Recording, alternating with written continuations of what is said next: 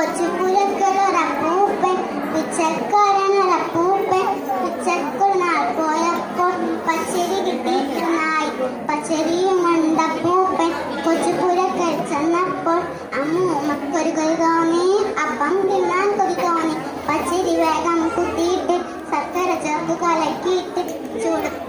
മൂന്നപ്പം ചുട്ടു നിരത്തി അമ്മൂമ്മ ഹയ്യട ഹയ്യ നെയ്യപ്പം വട്ടം വട്ടം നെയ്യപ്പം പതിമൂറിടും നെയ്യപ്പം മധുര ചക്കര നെയ്യപ്പം വായിൽ വെള്ളം വന്നപ്പോൾ ഉള്ളിൽ വശപ്പെടുത്തപ്പോൾ കൊതിയൻ നമ്മുടെ അപ്പൂപ്പെ കയ്യിലെടുത്തു രണ്ടപ്പം അത് കണ്ടപ്പോൾ അമ്മൂമ്മക്ക് ദേഷ്യം വന്നു പെട്ടെന്ന് ആര് പറഞ്ഞു മൂപ്പിനെ കയ്യിലെടുക്കാൻ രണ്ടപ്പം അമ്പടി മകളെ കുത്തി കുമ്പു കുലുക്കി തുള്ളാതെ എനിക്ക് വേണം രണ്ടപ്പം വാശി തിരിച്ചു അപ്പൂപ്പൻ തീക്കുകാക്കിയ ഞാനല്ലേ അപ്പം ചുട്ടതും ഞാനല്ലേ എനിക്ക് വേണം രണ്ടപ്പം വിളിച്ചു കോഴി അമ്മൂമ്മ ഇവളുടെ വാശിയായി വാശി മുറുക്കി അടിപിടിയായി അമ്മൂമ്മക്കൊരു കടി കിട്ടി അപ്പൂപ്പൻ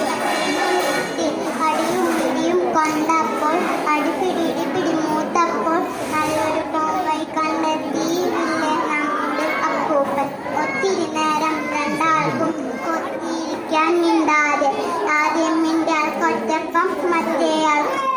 അപ്പം അമ്മൂമ്മക്കത് സമ്മതമായി അങ്ങനെ തർക്കം രമ്യതയായി അപ്പം കൊട്ടയിലാക്കിയിട്ട് അങ്ങേ മുറിയിൽ വെച്ചിട്ട് ഇതുവരന്തയിൽ രണ്ടാളും കുത്തിയിരുന്നു മിണ്ടാതെ പെട്ടെന്നുള്ളിൽ അടുക്കളയിൽ തടുകിടുവന്നൊരു ഒച്ച കേട്ടു മ്യാവ് മ്യാവ് കേട്ടു അയ്യോ പൂച്ച ചതിച്ചല്ലോ ആദ്യം മിണ്ടി അമ്മൂമ്മ അയ്യടി മണ്ടി തോറ്റല്ലോ തുള്ളിച്ചാടി അപ്പൂപ്പൻ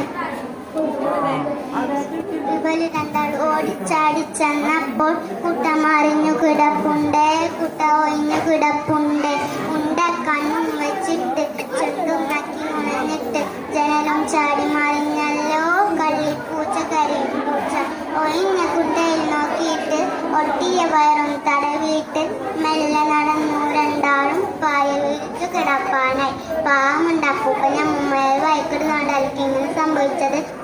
ഒന്നിനും നമ്മുടെ പരിഹാരമല്ല നമ്മൾ ആപത്തിലേക്ക് നയിക്കും നന്ദി നമസ്കാരം. അടുത്ത